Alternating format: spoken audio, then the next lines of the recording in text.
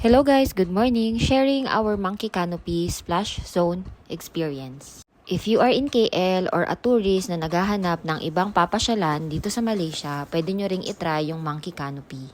Ito yung mga pwede nyong puntahan sa Monkey Canopy. Meron silang Extreme Park, may Dino Desert, may Safari, may Splash Zone. At nandito din yung LYL, International Circuit Karting. Pero ang sadya namin ngayon is yung Splash Zone, which is yung indoor water park nila.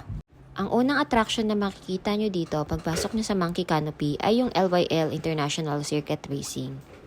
Yung next naman is yung reception area at saka yung mga restaurant na nandito. Ito nga pala ang entrance ng Splash Zone kung saan pwede kayong bumili ng tickets. Bumili kami ng tickets via Klook. Close ang Splash Zone tuwing Mondays at ang oras naman nila ay 10 a.m. to 6 p.m.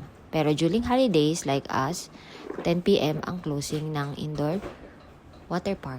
Pumunta kami nito ng March 31 during Ramadan sale. At dahil sa holiday, napakaraming ang tao. Kagaya sa ibang water park, may mga locker area din sila dito. Pero during this time, dahil sa holiday nga, napakadaming tao, hindi talaga kami nakapag-rent. Compare sa dalawang water park na napuntahan ko, which is yung Legoland at saka yung sa Sunway sa Ipoh, maliit ito.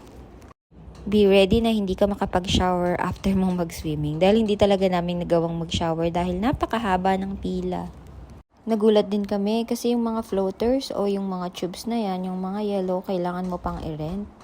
Siguro i-rate ko yung water park na to ng 7 kasi una, sobrang dami ng tao tapos napakakunti ng shower area at saka locker. At kailangan mo pang i-rent yung mga tubes. Siguro yun lang yung cons na nakita ko. Pero yung pro, syempre, indoor siya, hindi ka na masusunog. Grabe ang init dito sa Malaysia. Kaya laking bagay na din yung mga indoor water park. Very kid-friendly din siya dahil marami ding lifeguard dito.